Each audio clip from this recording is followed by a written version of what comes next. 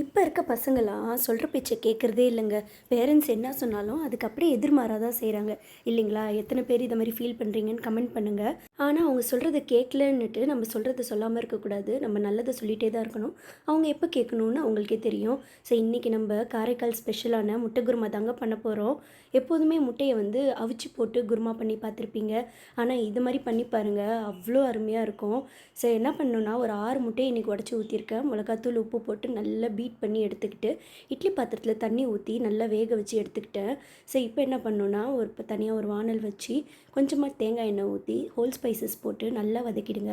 வதக்கிட்டு கொஞ்சமாக வெங்காயம் 2 பச்சை மிளகா போட்டு அதையும் போட்டு நல்லா வதக்கிடுங்க.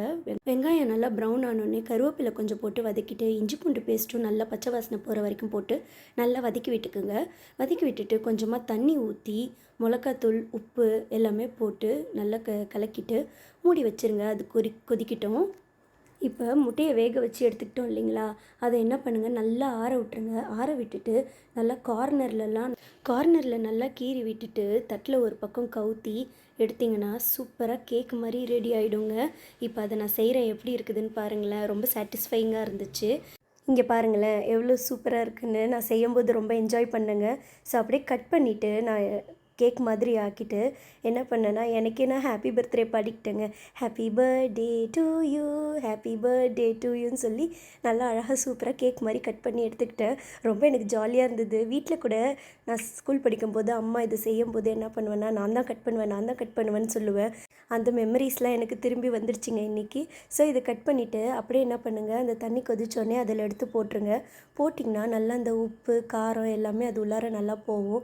ஸோ அதை அப்படியே மூடி வச்சுருங்க. ஒரு பக்கம் கொதிக்கட்டும். இப்போ என்ன பண்ணுங்கள், இன்னொரு பக்கம் தேங்காய் ஒரு அரை மூடி எடுத்திருக்கேன். கொஞ்சமாக கசகசா, கொஞ்சமாக சோம்பு, அப்புறம் ஒரு கை முந்திரி பருப்பு அதை போட்டு நல்லா தண்ணி ஊற்றி நல்லா குழைய அரைச்சிக்கோங்க.